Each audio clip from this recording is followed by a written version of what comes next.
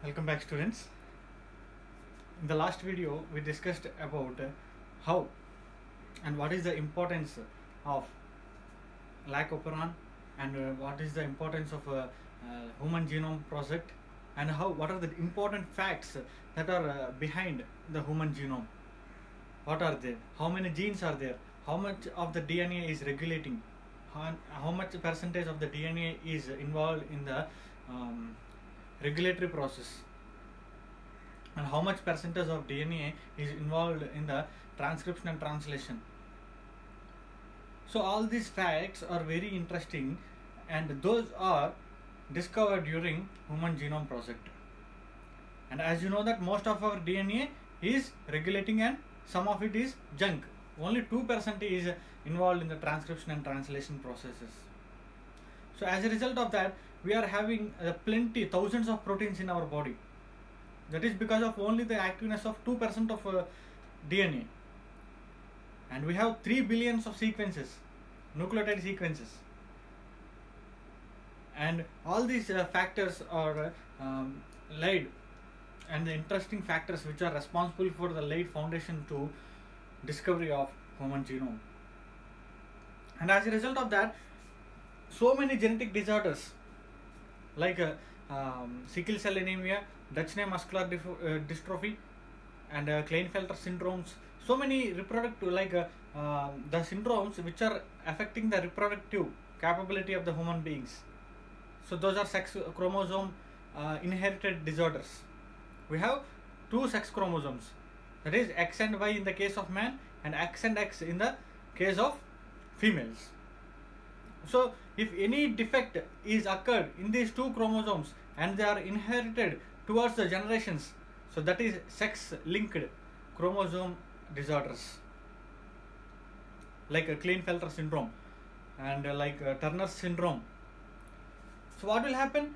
One of the chromosome may be absent, or instead of 2, 3 chromosomes will be present. So due to that, the males having the female characters and the females are having male characters.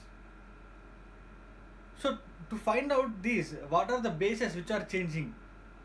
So if you find out the DNA sequence for a healthy genome, and if you find out the disorder person genome, and where is the mistake in the sequence, so if you able to change that sequence, then the baby will be normal. So we have to find it out in the early stages of the embryo, then only we can implant in all because what will happen, if the baby is growing, the number of cells will increase. If the number of cells will increase, it is very difficulty to correct the sequence in each and every cell, because DNA is present, that DNA is only present each and every cell. So we have to correct each and every cell. So at early stages, if it is possible, then we can rectify those corrections and make the baby healthy without any genetic disorders.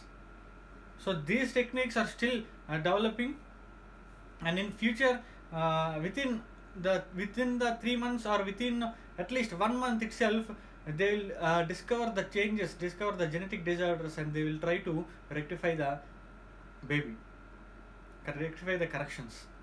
So this is an emerging technology which have very good scope in the future, that DNA finger diagnostics. Because nowadays what will happen, if the baby will be born with the genetic disorders, several generations that will pass. So we have to stop that inheritance pattern at that baby itself. So we have to correct in the DNA level itself. If you are taking the medicines after coming disease, then the disease will be rectified in that generation only. But again, if that person have another baby, that chromosomes will transfer to that generation also. So we have to correct at the DNA level, so that it will not be inherited to the next generations. This is the importance of Human Genome Project.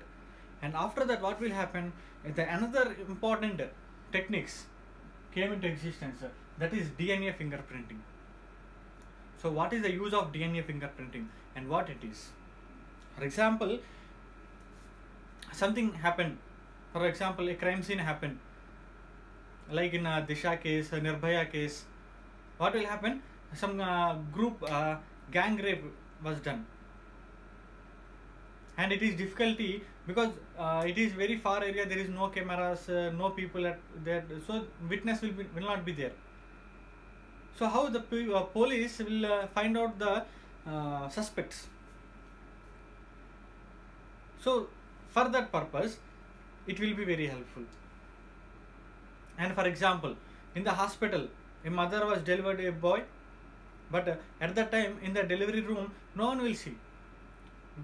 The guardians from that mother won't see whether it is baby, boy baby or girl baby, and there may be a chances of changing the babies. So if you have any doubt, you can test that baby with your DNA, because baby will get DNA from either both mother and father. So if you test the DNA, if you take the DNA from that baby, if you take the DNA from the mother, if two are matched, then that baby belongs to this mother only.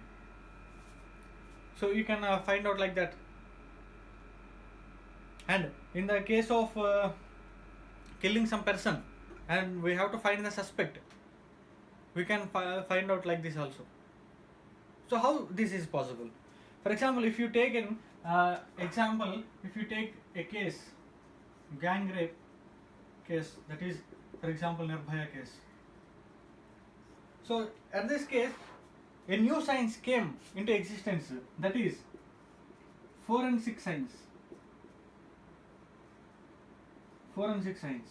If you are following CID serial, there that group belongs to forensic department. That one lab is there, scientist is there, that is forensic lab. So what they will do in the forensic lab? They will do at work at DNA levels. So at what happened? For example, rape has happened, and culprits, that suspects and the criminals done the rape and they escaped. And police will suspect some people. For example, actually in the rape 5 people are participated, 5 criminals and one victim. And now after that was happened and a case was filed in the police station, and police will find out some clues, everything, and they made 20 suspects. They may participate in this. So 20 suspects. And now what will happen? During that rape scene, during that, the girl will oppose something. During that fighting, maybe she can scratch that criminal skin, so that skin will be placed in their nails. And she may take some hair during that fighting. She can pull out some hair, so that hair follicles will be there at the crime scene. And if you observed or not, so after the crime scene, some scientists will go there and collect samples by having gloves, hand gloves. So they are collecting these samples only if any hair follicles are there. And if in the severe case of rape, some semen will be there. Semen samples also they will collect. And all the samples they will collect and take to the forensic laboratory. And in that forensic laboratory, with the help of DNA fingerprinting, they will do who done the rape. Because how it is possible? For example, their skin was available from the nails of the victim, hair available, hair follicles, and semen available. So what they will do in the forensic laboratory? In the forensic laboratory, they can take the cells, and from the cells they will isolate the DNA. Isolate the DNA. And after isolating DNA, they will follow some basic protocols and they will take the sequence of that DNA, skin DNA.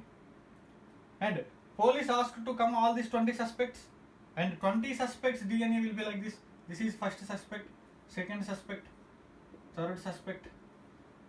So now this is a reference which is available at the crime scene, and these are the DNA which was taken by the police. Now this reference DNA they will try to start matching with each and every suspect. So if this DNA sequence and if this DNA sequence was matched, he is only the suspect. Like that they will decide. So this is 100% perfect diagnosis. Who done the crime? Because at the crime scene, if the semen is there, there also we have cells. From that semen, they will collect the cells, and from the cells, they will isolate the DNA, and they will do DNA fingerprinting. Like that, so many cases are solving after emerging the science forensic. After emerging the forensic science, and with the help of DNA fingerprinting. So this was started by Alec Jeffries internationally, and father of Indian DNA fingerprinting. Father of Indian DNA fingerprinting, that is Lalji Singh. We met him during a conference which was done in our university. He's a great personality. He was made enormous contributions for the DNA fingerprinting, and he is also one of the key factor for establishing a famous and very huge laboratory in the Hyderabad, that is a Center for DNA and Fingerprinting Diagnostics, CDFD. So father of Indian fingerprinting. So this is how they can identify the victim. Crime scenes, for example, bank robbery. At that place also they will lose some hair follicles, even a single hair follicle, if it is available at the crime scene, definitely we can find out who is the criminal. That much perfect and that much accurate results will be given by using the DNA fingerprinting technology. So now we will see how the protocol will be done. And first of all, basic DNA point, we will see some facts about our DNA. See here, in this India, we have almost 130 crores of population, and in the world, so many. But no people looks alike. No two people looks alike. Why? And that too, 99.5% of the DNA is same in all human beings. Only 0.5% is different from one person to another person. So only that 0.5% brings this much variation. I am not looks like you. And even the identical twins also, by looking from the outside, we can assume that these are two same. But if you are going to the cellular level, if you are going to the molecular level, that means DNA level, those two are also not identical. See, only 0.5% plays important role in this much of variations among crores of populations. See how interesting it is. See, it is like we can, if you are entering into the research field, you can play with the DNA. You can alter the sequences. You can create the new sequences, and which is for human welfare only. Remember, you can do whatever you want with the DNA level, and you can cure the diseases also without any medicine. By changing simple sequence, you can cure the diseases also. That much importance the research plays now. So 0.5% is only varied among the human population, and out of this 99.5%, most of the DNA is repetitive only. For example, this is whole DNA, this is the sequence A, T, C, G, and some other sequences, and again the same sequence will come. This is called a repetitive DNA. If the some sequence is repeating that after periodic times, that is repetitive DNA. And one more thing, we have to know satellite DNA. That means a large network the group accumulated together. For example, this is the chromosome, and here, and sometimes here what will happen, the accumulation of DNA takes place. Normally if it is like this, DNA is like this, sometimes accumulation happens and it will go like this. So this accumulation will form like a satellite, that means round like structure, so that is known as satellite DNA. There the DNA concentration is more. Understanding? And depend upon the sequence and depend upon the amount of DNA concentration at that place, we can call as mini satellite and micro satellites. Nothing difficult in this, mini satellite and micro satellites. So these are the different terms. And variable polymorphism, already we discussed about polymorphism, single nucleotide polymorphism. That means one nucleotide difference between the genes, single nucleotide polymorphism, polymorphs, SNPs.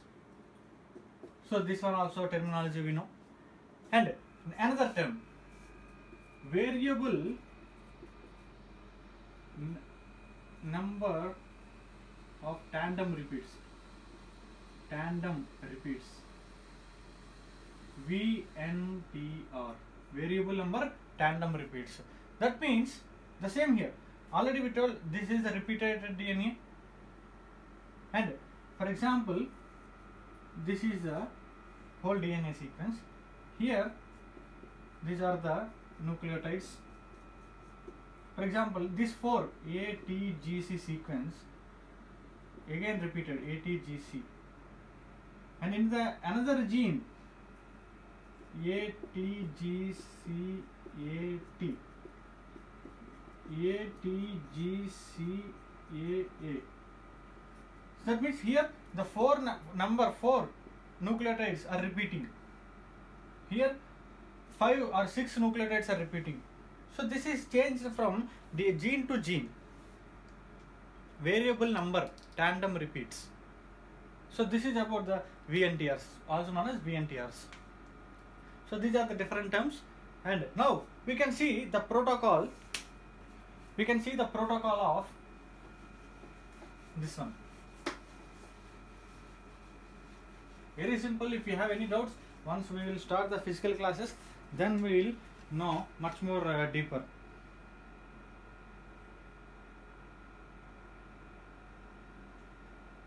There is a protocol here, and we know the sequence. This is very important for the exam level.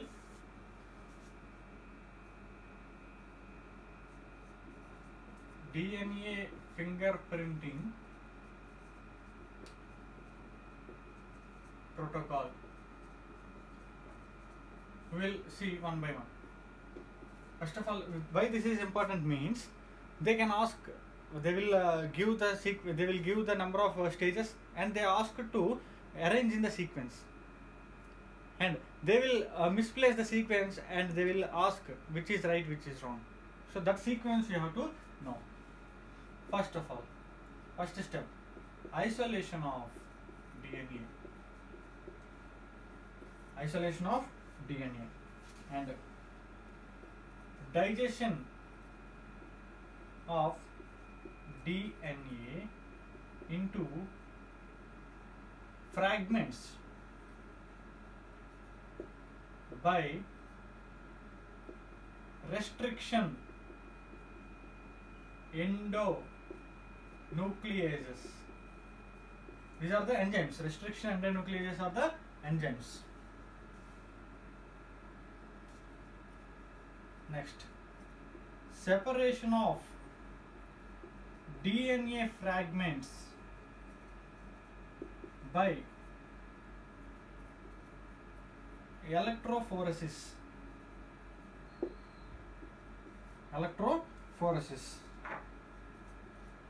Denaturing DNA and blotting. Blotting means transferring of DNA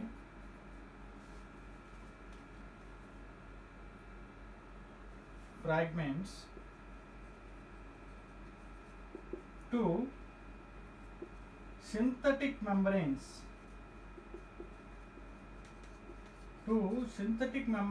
like nitrocellulose or nylon membranes. See, in our NCERT textbook we have only 6 steps, but I am giving 2 more steps which will be more detailed.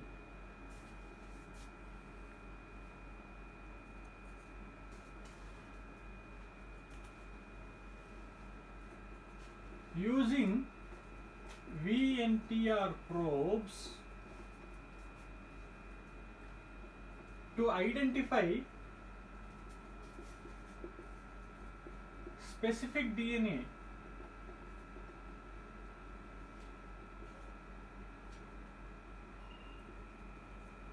hybridization using probe. Next, exposure on film. That process is known as autoradiography.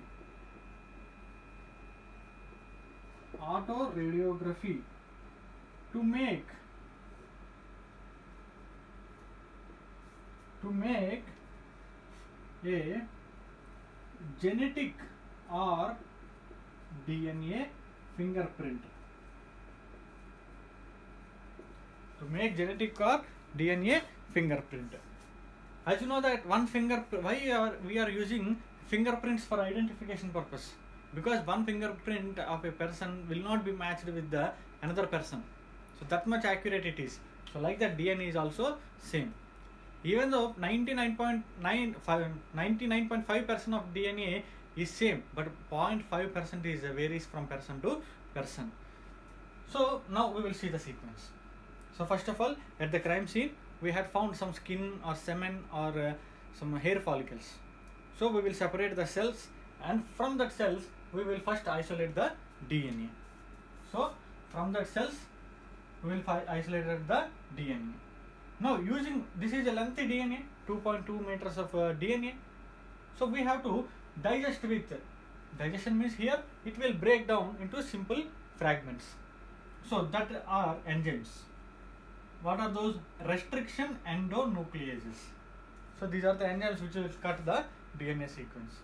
If you are using the exonucleases, restriction exonucleases, they will cut only outer side only. They will not enter into the DNA sequence. So endonucleases will cut in between the DNA sequence. So that's why we are using endonucleases. So now what happened? DNA fragments are coming. Not full DNA, fragments are coming. Now separation of DNA fragments by electrophoresis. So that group of fragments are there. So depend upon the density, depend upon the length of the fragment, we will supply the current. This is a box like structure and this is having gel, and here we will put with the current. So now the electrons are traveled from one charge to another charge, then depend upon the size they will arrange like this. So all the DNA fragments will be arranged in the form of bands. So now easily separated, depend upon the length, depend upon the size. Now this is double stranded DNA. Double stranded DNA only we cut. Now we don't want double strand DNA, because if you know one strand, automatically we can give complementary to the another strand, and we don't know, we don't need double stranded because we need one strand here and we will get another strand from the other probe. So we need only single strand. Now denaturation, that's for that purpose we will do denaturation. That means the two double helix DNA will be divided into single helix, and now we will transfer that single strands into a membrane. So this is a nylon or nitrocellulose membrane, and we separated and we placed that sequence DNA strands into that membrane. And after that, what we will do, using VNTR probes, that means reference DNA we will take, or else this is the reference, this is obtained from semen or obtained from skin cells, and we will take the suspected DNA from here. This is the suspected DNA and this is our crime site available DNA. Now we will do hybridization. So if it is complementarity with this, definitely it will come and bind. Definitely it will come and bind. So that binding for that binding purpose, we will put another film, that is autoradiography. So it will gives us, we didn't see the DNA, so we can see the lighting from there if it is probed with the radioactive material. So that is autoradiography. And if it is probed, that means that he was only the criminal, and that this DNA sequence matches with the crime scene DNA sequence. So this is how we can easily find out the criminal. That much important role was played by DNA fingerprinting. Very simple processes. We have to understand that now every kit is available. We can do easily. In our labs, we did in an elaborate manner to find out different probes.